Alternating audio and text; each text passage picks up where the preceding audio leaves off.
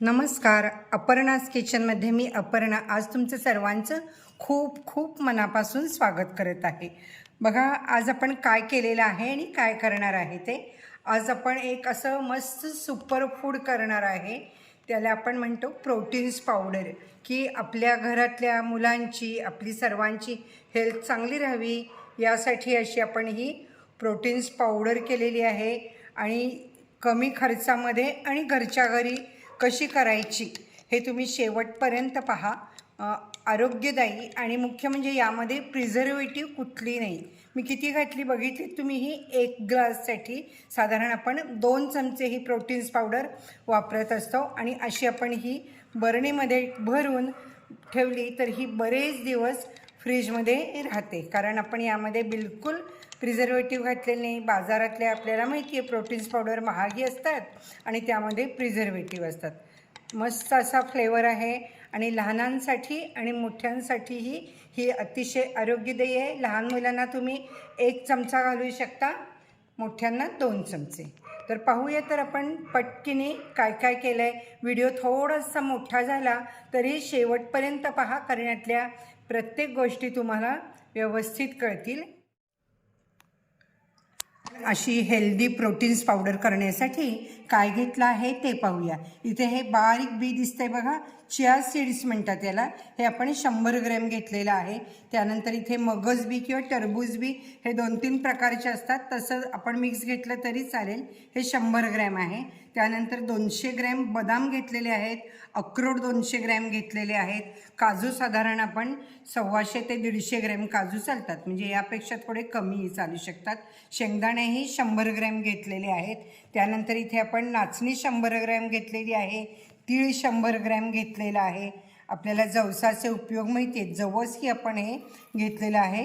हेही साधारण 50 ग्रॅम आहे. त्यानंतर इथे आपण मकाणे बघा, मकाणे आपल्याला खूप आता कसे खायचे काय माहिती आहे. मकाणे 100 ग्रॅम आहेत. हे हलके असतात त्यामुळे आपण हे भाजून सर्व घेणार आहे. त्यानंतर इथे बघा वेलदोडे, आपण इलायची फ्लेवर आहे म्हणून वेलदोडे घेतलेले आहेत. घेतलेले आहेत आपण, अगदी साधे ओट्स असतात ते. त्यानंतर 100 ग्रॅम मिल्क पावडर. असं हे जे सामान आहे हे सगळं अगदी चांगल्या क्वालिटीचे घ्यायचं. आणि हे सामान तुम्हाला सहज अगदी तुम्ही जिथं किराणा सामान घेता अशा ठिकाणी किंवा तुम्ही मॉलमध्ये घेत असाल, बाजार किराणा मालाची दुकानं, तिथे हे सगळं सामान तुम्हाला चांगल्या क्वालिटीचं मिळू शकेल. आणखीन काय घ्यायचं आहे ते पाहूया. आता काही सामान आपल्याला आयुर्वेदिक दुकानामध्ये खरेदी करायचं आहे. ते बाटलीच्या स्वरूपामध्ये सुद्धा मिळू शकतं. इथे आपण शतावरी पावडर आहे, ही साधारण 50 ग्रॅम घेतलेली आहे बघा.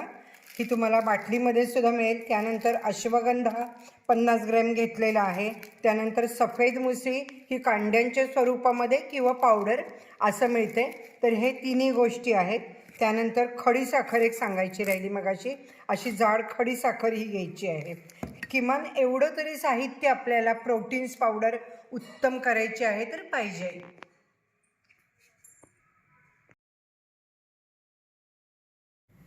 आता आपण सुरुवातीला बदाम भाजून घेऊया. आता हे सगळं आपण भाजताना मीडियम गॅसवरती भाजायचं आहे आणि सतत हलवत राहायचं आहे. बघा बदामाला थोडेसे असे डाग पडलेले दिसत आहेत. अगदी 2 मिनिटच आवाज येतोय.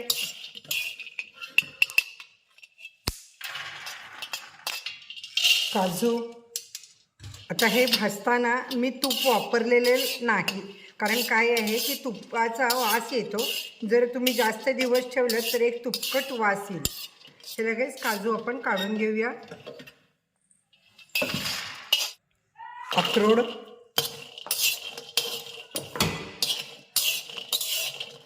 आपण मुद्दाम धातूच्या भांड्यामध्ये भाजायचं आहे. हे नॉनस्टिक पॅन मी घेतलेलं नाही आहे, कारण आपण ही प्रोटीन्स पावडर औषधी करतो आहे.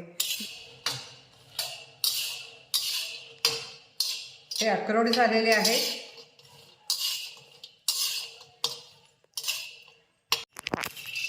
आता आपण शेंगदाणे भाजायचे आहेत. हे सालासकटच घ्यायचे आहेत. टरबूज बी,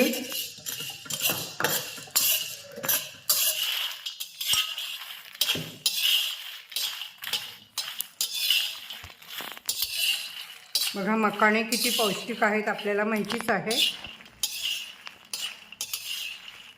या प्रत्येकामध्ये वेगवेगळे म्हणजे प्रोटीन्स तर सगळ्यामध्ये आहेतच, पण त्यानंतर कॅल्शियम, वेगवेगळे विटॅमिन्स आहेत. तर त्यामुळे आपण जास्तीत जास्त घरी हे करताना पौष्टिक कसं होईल हे पाहत असतो. आता आपण केळी भाजत आहे. इथे आपण नाचणी, जवस आणि वेलदोडे हे एकत्र केलेले आहेत. आपल्याला इलायची फ्लेवर आहे म्हणून हे मी साधारण 15 ते 20 वेलदोडे घेतलेले आहेत. आपलं साधारण हे 2 किलो होणार आहे प्रोटीन पावडर. बघा याला मला साधारण 1200 ते 1500 रुपयाचं सामान लागलं आहे. विकत आणायला गेलं तर खूप महाग आहे प्रोटीन पावडर. 3000 3500 रुपये किलो असं आहे. त्यामध्ये काय असतं हे आपल्याला माहितीही नसतं. आपण आता हे चिया सीड्स घेतलेले आहेत. पुन्हा एकदा तुम्हाला सांगते की हे दिसायला सब्जासारखे दिसले तरी हे सब्जा बी नव्हे, चिया सीड अतिशय पौष्टिक आहे. याच्यामध्ये ओमेगा 3 प्रोटीन्स भरपूर, कॅल्शियम, त्यानंतर फायबर हे सगळंच असल्यामुळे हे योग्य प्रमाणामध्ये खाण्याचा सल्ला दिला जातो. ओट्स घेतलेले आहेत आपण. आता सगळं साहित्य पूर्ण गार व्हायला पाहिजे, रूम टेम्परेचरला यायला पाहिजे, म्हणजे भाजल्यानंतर साधारण 1-1.5 तास तरी तुम्हाला लागेल गार व्हायला. आपण आता हे सगळं एकत्र करून घेऊया. मकाणे थोडे नंतर घालणार आहे मी. सगळं पूर्ण थंड झालेलं आहे आणि आपण मिक्सरमध्ये हे बारीक करून घ्यायचं आहे. पण एक लक्षात घ्या, मिक्सरमध्ये बारीक करताना आपण ते खूप बारीक करायचं नाही. फार करायला गेलात तर तेल होईल. अगदी अर्धा मिनिट असं पुश करायचं बटन आणि लगेचच आपण ते चाळून घ्यायचं आहे. अशी मोकळी पावडर झालेली आहे. अर्धा मिनिटांनी मध्ये मध्ये हलवायचं आणि चाळून घ्यायचं आहे. बघा ते चाळून बघा बारीक झालेलं आहे. आपण आता खडीसाखर यामध्ये मिक्स करायची आहे अशी, म्हणजे मग पटकीने बारीक होईल. आणि तुम्हाला मी सांगितलं आहे की हे तुम्ही जास्त बारीक फार करायला जाऊ नका. जास्त वेळ बटन ठेवायचं नाही सुरू. खडीसाखर अशी मध्ये मध्ये घालत राहायचं. प्रत्येकामध्ये थोडी थोडी साधी घेतली तरी चालेल. मी फोडून छोटे तुकडे केलेले. सगळं आपलं चाळून झालेलं आहे बघा. आता यामध्ये आपण मिल्क पावडर घालायची आहे. आता परत तुम्ही एकदा हे जाड चाळणीने चाळलं तरी चालेल. अश्वगंधा, शतावरी आणि सफेद मुसळी हे तिन्ही आपण यामध्ये मिक्स करणार आहे.